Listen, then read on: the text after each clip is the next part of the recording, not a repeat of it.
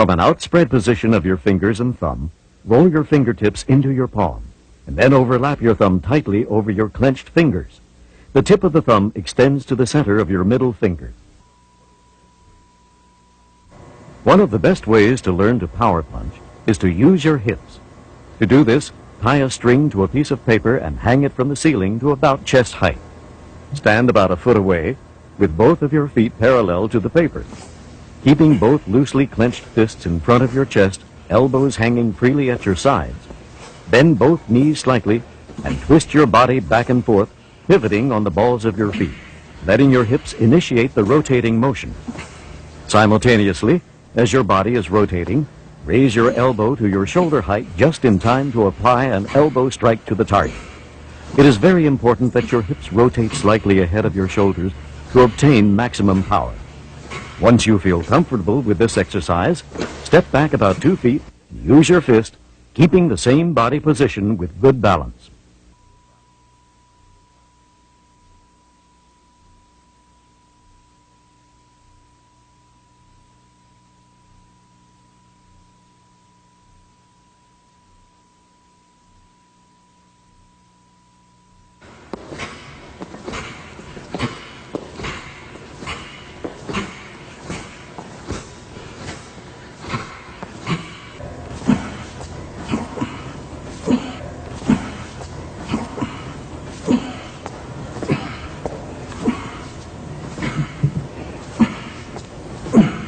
Once you have grasped this way of hitting, you can begin to work on your power blows by hitting the heavy bag.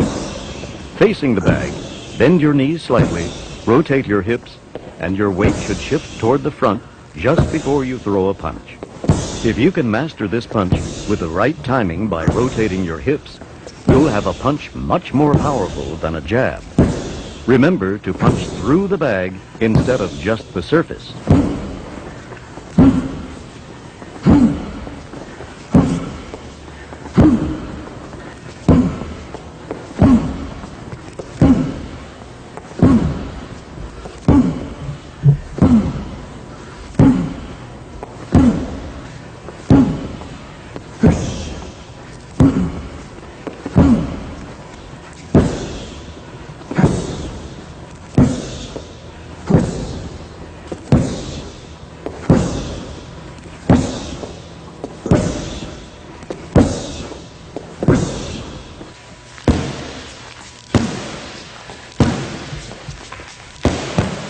Besides the heavy bag, there are other types of equipment that will supplement your punching training. The focus pad is ideal for precision punching and increasing your speed.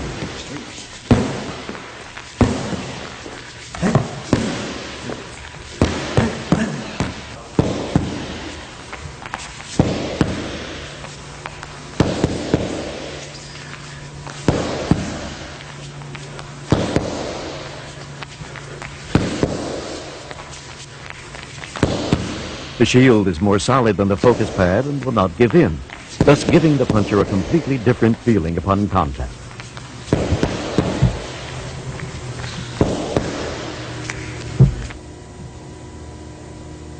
The punches are not thrown from the hips in JKD, but from the chest. The delivery should be straight and not with a twist of your hand.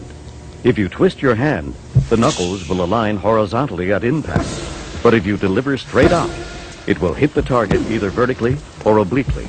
Consequently, it is important that you strengthen and toughen the 3 knuckles that make impact.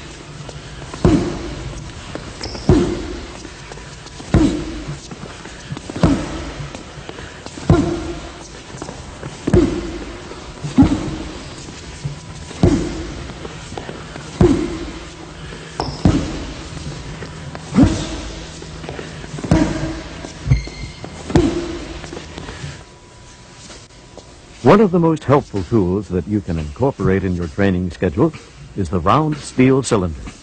The cylinder, weighing about a pound, fits snugly in the hand. You can quickly improve your delivery of punches by taking advantage of this exercise.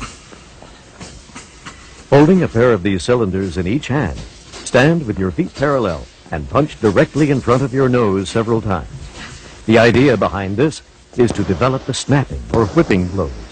If you keep your body and arms relaxed, you will notice that your punches will automatically snap back at the end of your delivery. As you punch, the heaviness in your hands help you develop speed and power in your blows. After a while, you will learn to punch with heaviness in your blows, even without the weight. The secret behind this is to concentrate or pretend that your empty hands still contain the cylinders as you throw the punches.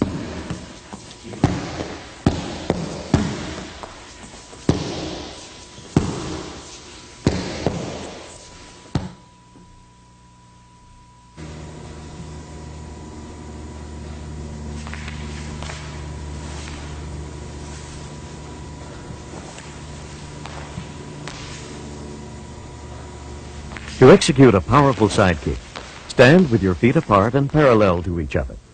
Lift your right foot about 12 inches from the floor as you balance on your left.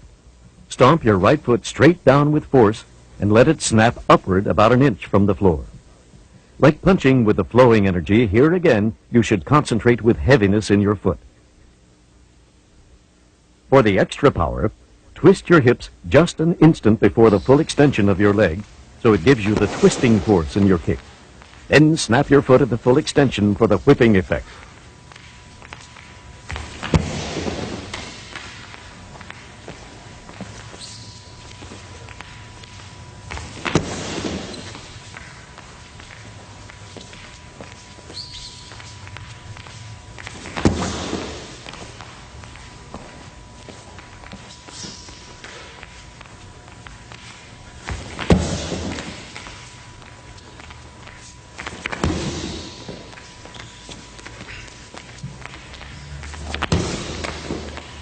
After you have the knack of doing the side kick, you are prepared to kick the heavy bag. From the on-guard position, do the forward burst and aim your blow directly at the center of the bag. At impact, your foot should land horizontally on the bag, not obliquely. The sound at impact should be a loud, cracking thud like a whip if you have kicked through the bag and snapped your foot at the end. If there is more push than hit, the sound will be a weak thud.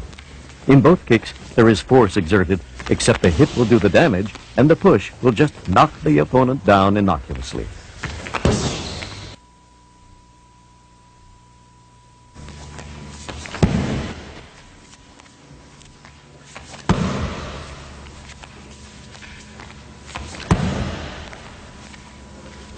Although the front kick is not as powerful as the side kick, you can increase the explosiveness of your kick by using your hips.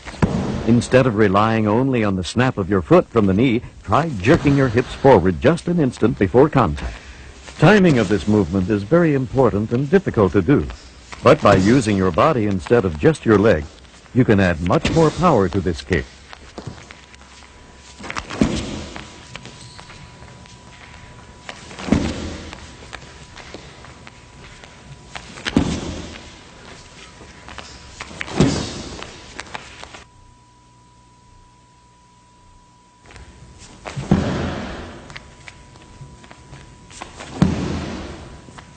Like the front kick, the inverted kick is delivered in a similar snapping motion, except that your foot is angled out toward your opponent's body and contact is made with the top of the foot.